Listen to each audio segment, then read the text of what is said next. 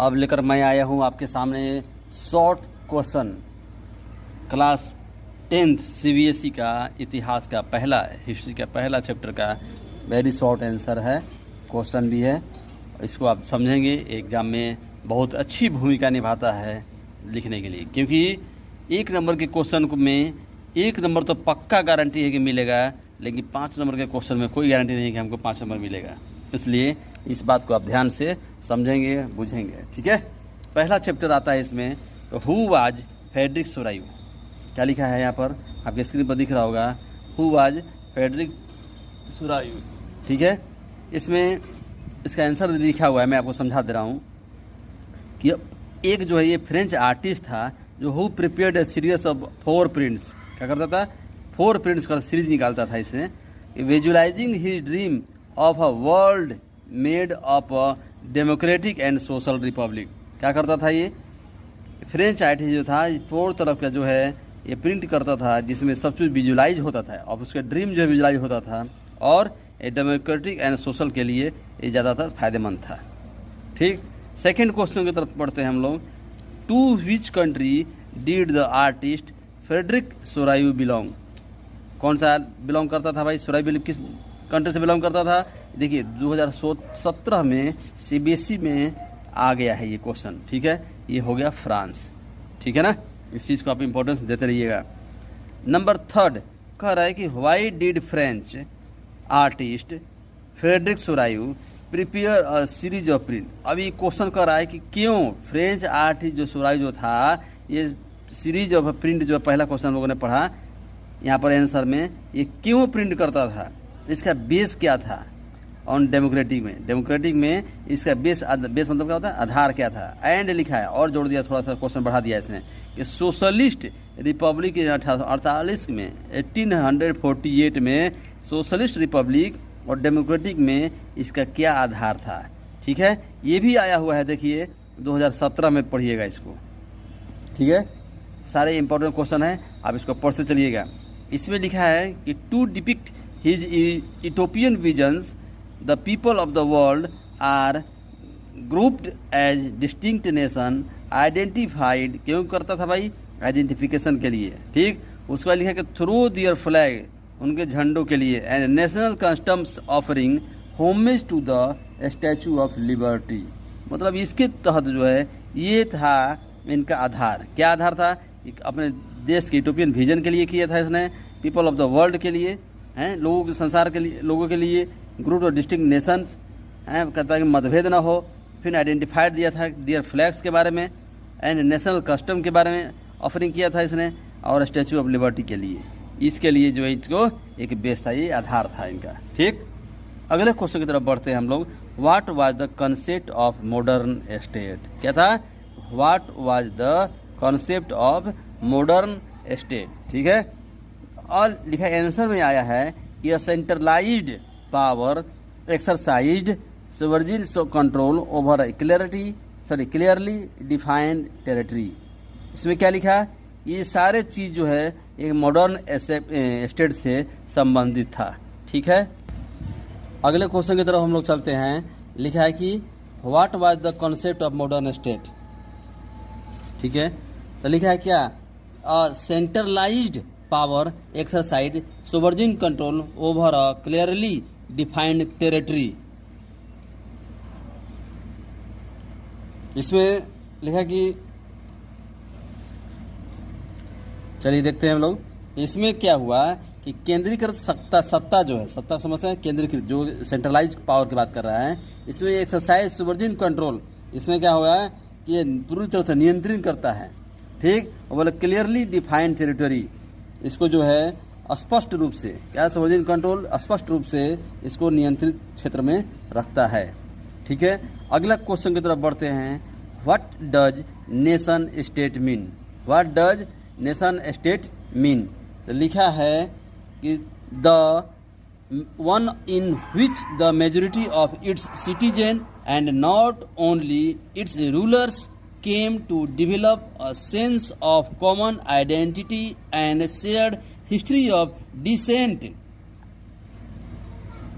क्या हुआ इसमें? लिखा है कि वह जो अधिकांश नागरिक और न केवल इसके शासक एक समान पहचान और सभ्य इतिहास के साझा इतिहास को विकसित करने के लिए यहाँ पर जो है आए थे। ठीक है, ये था नेशन स्टेट का मतलब।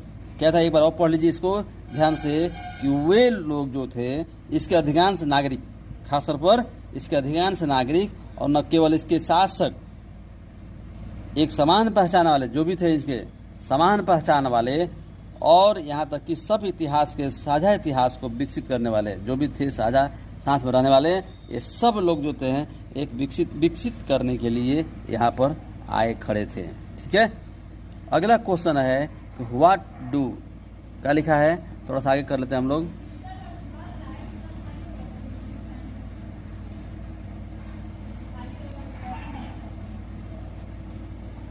What do the ideas of La Party and La Citoyenne emphasize?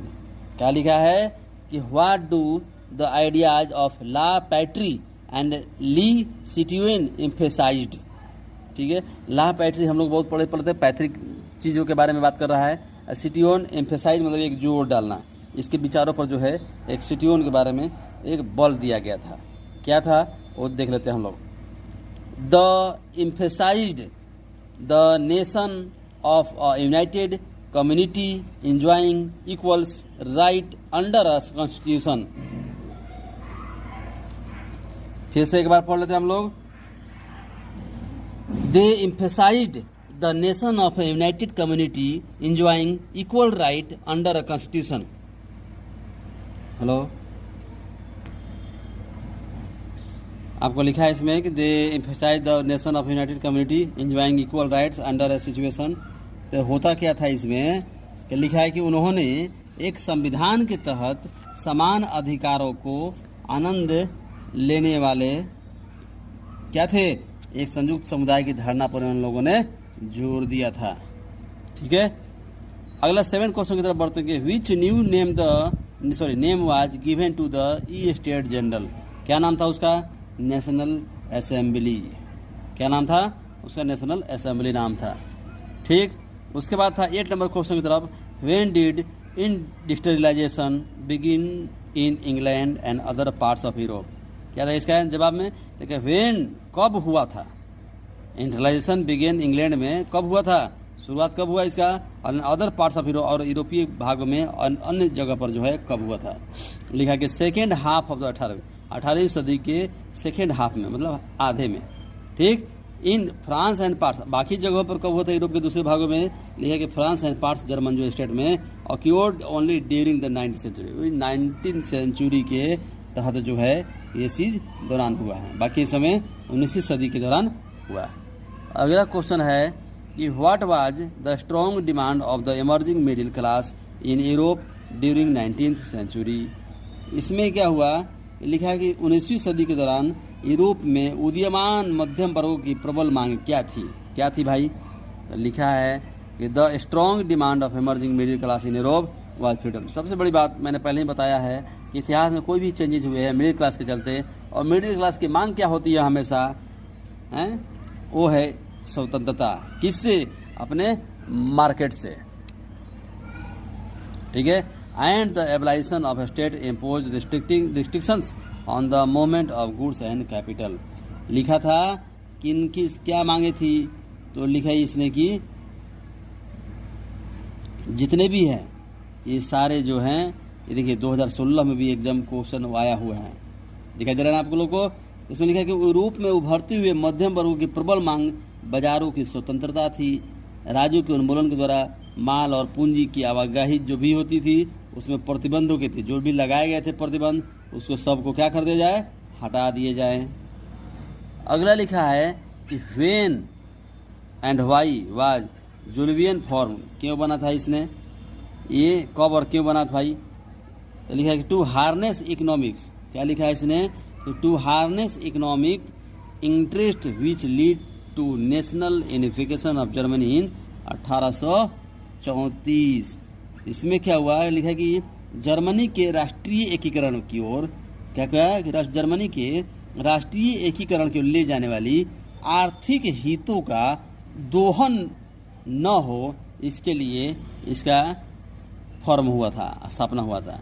ठीक है, थोड़ा सा और ऊपर कर लेते हैं हम लोग।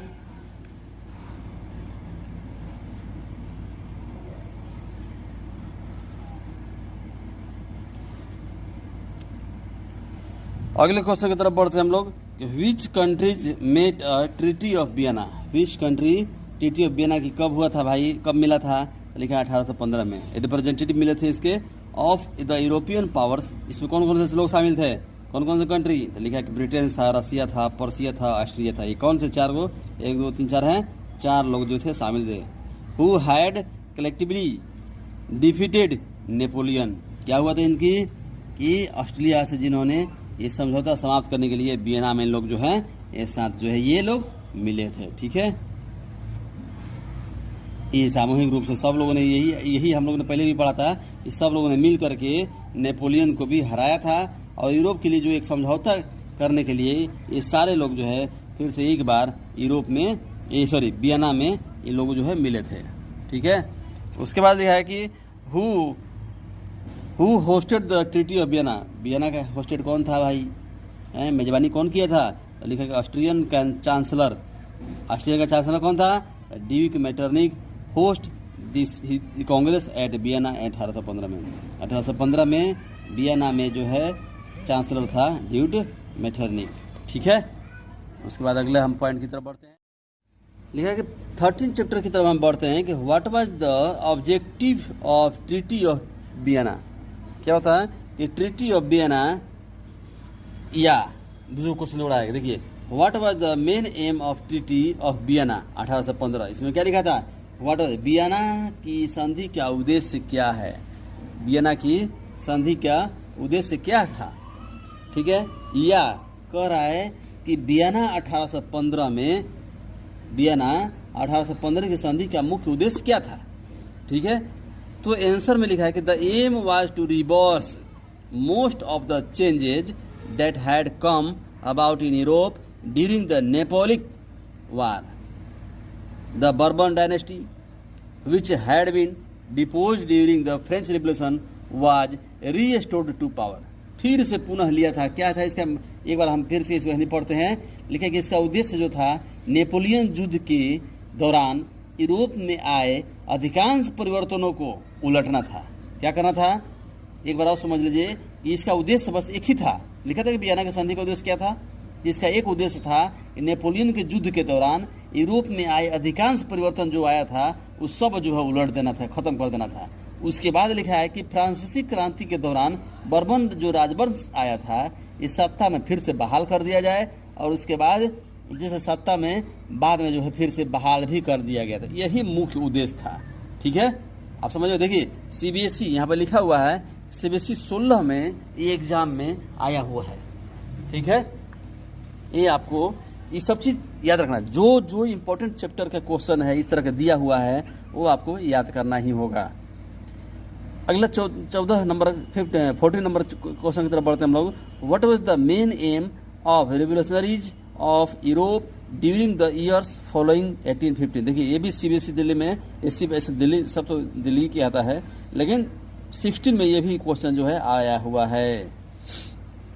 इसका मतलब क्या हुआ कि लिखा है ये कि 1857 के बाद, क्या लिखा है, सॉरी 1815 के बाद, 1815 के बाद ये यहाँ के जो वर्षों के यूरोप जो था ना, लिखा कि यहाँ वर्षों के यूरोप में एक क्रांतिकारी का मुख्य उद्देश्य क्या था? 1815 के बाद के वर्षों में यूरोप के क्रांतिकारी का मुख्य उद्देश्य क्या था?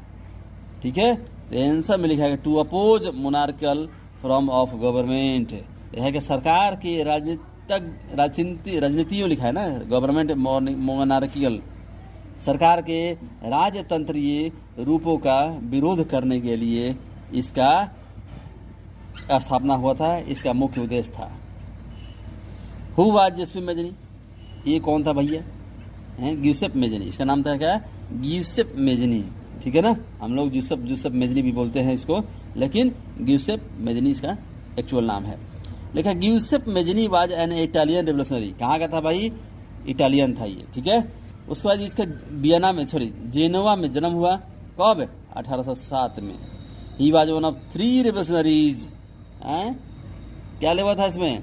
3 क्रांतिकारियों में से एक था। कितने क्रांतिकारियों में से? 3 क्रांतिकारियों में से एक था ये।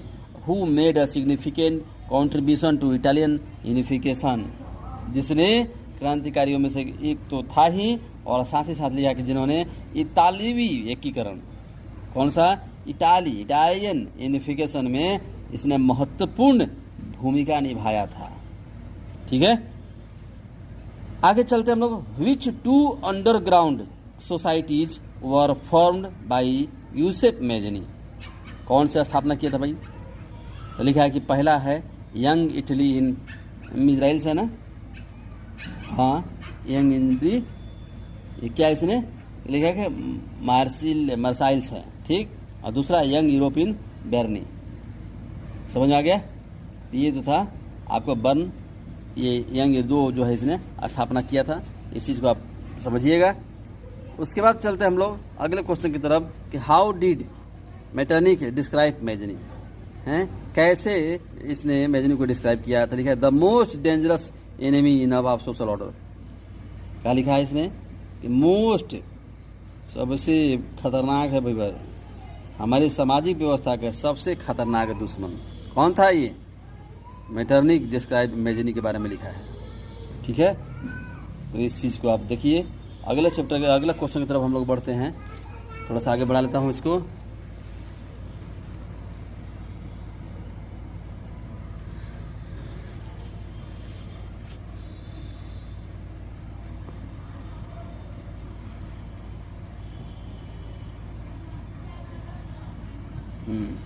आगे चलते हम लोग कि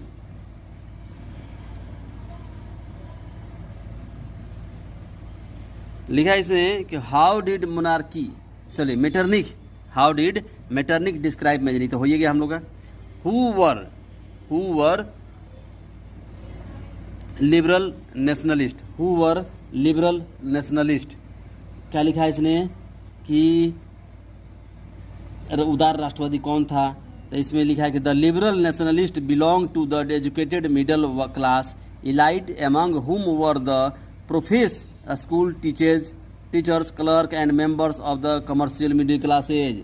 इसमें क्या लिखा है कि सब लोग थे इसमें शामिल। कौन कौन से वर्ग में से थे? जिनमें से ये प्रोफेसर, स्कूल शिक्षक, क्लर्क, वाणिज्य मध्यम वर्ग के सदस्य, इस सभी लोग जो है कौन थे? ये नेशनलिस्ट, लिबरल नेशनलिस्ट में लोग शामिल थे। 19 नंबर क्वेश्चन बोल रहा है कि name the treaty of 1832 that recognised Greek as an independent nation. कौन कौन से लोग थे भाई इनके नाम में? तो लिखा है इसने कि संधि का नाम बताइए जिसे ग्रीस को स्वतंत्र रूप में मान्यता दी गई थी। कौन कौन से शामिल थे?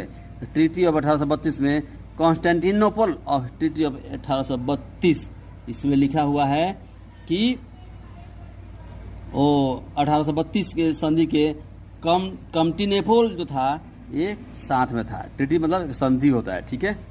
20 नंबर क्वेश्चन है कि name the event that mobilised nationalist feeling among the educated elite across Europe in 1830 से 1870। देखिए ये भी CBSE 2016 में आया हुआ है, ठीक है।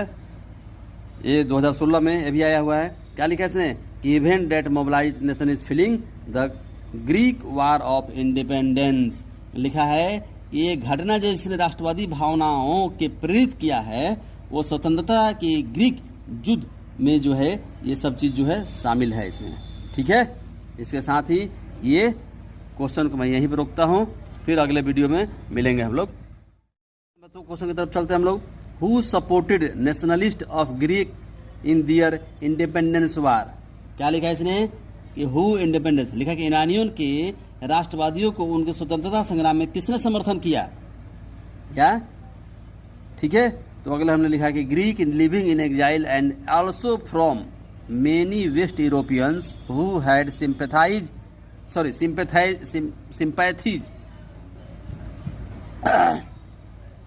For ancient Greek culture. इसमें क्या हुआ कि लिखा है कि निर्वासन में रहने वाले, क्या है कि निर्वासन, ग्रीक लिविंग एग्जाइल क्या है, निर्वासन में जो बाहर देश निकाला होता है ना, उसके लिए बात कर रहा है।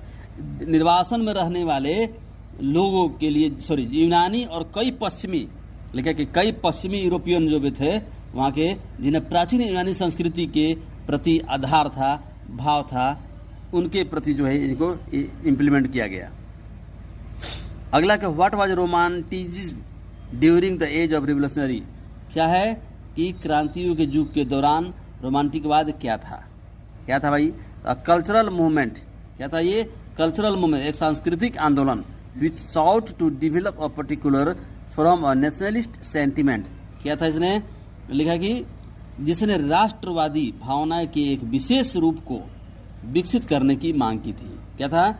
एक सांस्कृतिक आंदोलन, एक ऐसे सांस्कृतिक आंदोलन जिसने राष्ट्रवादी भावना को एक विशेष रूप से विकसित करने की मांग की थी, वही जो है रोमांटिकवाद था। ठीक, उसके बाद में अगला क्वेश्चन लिखा है कि व्हाट 23 लिखा है, what led to wider spread pauperism in Europe. ये क्या है भाई? लिखा कि यूरोप में व्यापक दरिद्रता का कारण क्या था? बहुत बड़ा दरिद्रता हो गया था भाई। सब जगह लड़ाई झगड़ा होगा तो दरिद्रता तो आएगी, कुछ तो मिले है नहीं। तो लिखा कि the rise of food prices, sorry अगला क्वेश्चन था ना ये, हाँ यही है, the rise of food prices of और ईयर ऑफ बैड हार्वेस्ट। क्या कारण हो सकता है? तो लिखा कि खाद्य कीमतों में वृद्धि है या फसल काटने के एक वर्ष पूर्व जो है ये सारे चीज जो है खत्म हो गए थे। ठीक, अगला क्वेश्चन है कि who was Ottoman Bismarck. Who was Ottoman Bismarck, ये कौन था भैया? तो Bismarck was the chief minister था। ये कहाँ का? पर्सिया का। Was architect of unification of Germany. क्या किया था इसने? लिखा है कि बिस्मार्क का मुख्यमंत्री होने के साथ साथ एकीकरण के निर्माता भी था। ठीक है। Who was proclaimed the king of United Italy इन 1861 की बात किया इसने कि भाई इटली के राजा किसे घोषित किया गया था।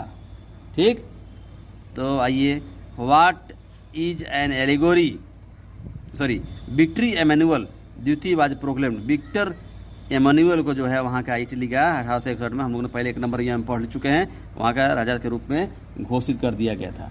ठीक है, अगले क्वेश्चन की तरफ बढ़ते हैं कि what is allegory, state any one example to clarify the same.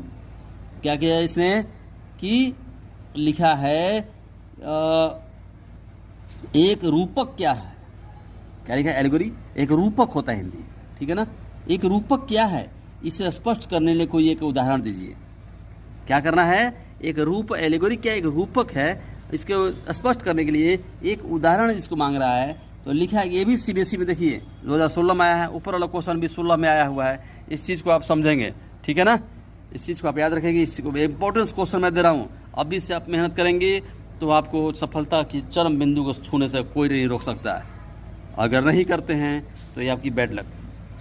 लेकिन हम तो भैया आगे बढ़ेंगे, आपको भी आगे साथ में चलना चाहिए, क्योंकि भीड़ में खड़े रहने वाला ही व्यक्ति जंग जीतता है या कहीं किनारा मिलता है।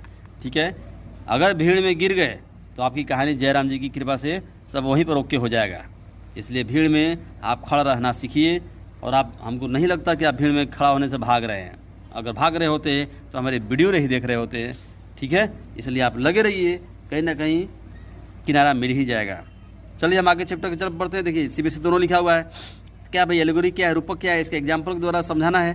तो लिखा है एलिगोरी, लिखा है हेडिंग में, when an abstract idea, for instance. क्या लिखा है इसने? रूपक जब एक अमूर्त विचार है। क्या एब्स्ट्रैक्ट आइडिया है? एक अमूर्त विचार है, हैं। इसके बाद लिखा है कि उदाहरण के लिए जैसे लालच ले लिया जाए। अमूर्त क्या है भाई? लालच है, इन्वी है, ईर्ष्या है, हैं? उसके बाद स्वतंत्रता है, ये सब यही रूपक है। Liberty is express through a person और अ थिंग, ये सब जो है वस्तुओं के माध्यम से की जाती है।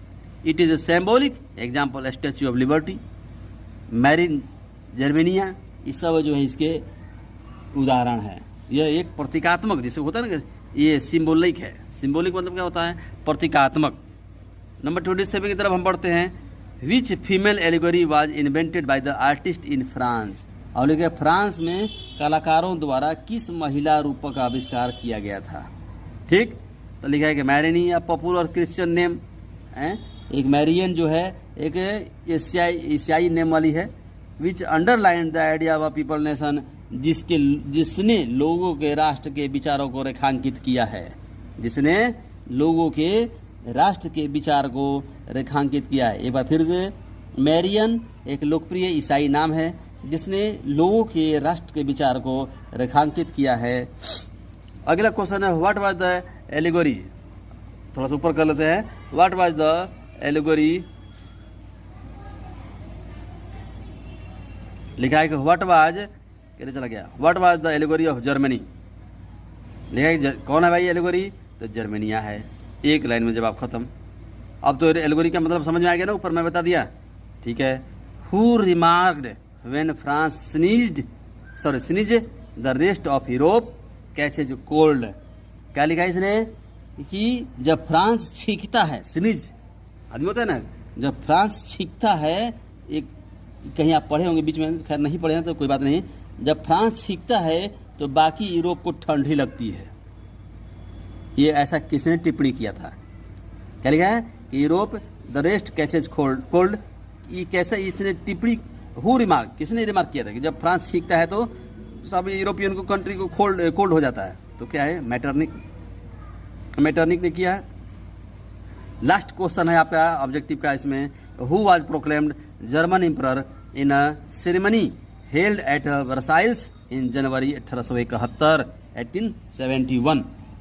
क्या किया था भाई, वर्साय में आयोजित एक समारोह में किसे जर्मन सम्राट घोषित किया गया था। एक बार फिर से क्वेश्चन का हिंदी समझ लीजिए कि वर्साय में आयोजित एक समारोह में किसे जर्मन सम्राट घोषित किया गया था। तो आंसर हो जाएगा Kaiser William first of Persia was proclaimed German emperor. इसे जो है क्या हुआ, कैसर विलियम फर्स्ट को जो है जर्मन सम्राट घोषित किया गया। देखिए ये भी 16 में सब आया हुआ है क्वेश्चन को, ठीक है। इस चीज़ से आप बने रहें, फिर मिलेंगे हम लोग अगले चैप्टर में अगले पॉइंट के साथ, चाहे इसी चैप्टर में मिलेंगे हम लोग एक थोड़ा सा बृहद क्वेश्चन के साथ में, और तब तक आप बने रहिए।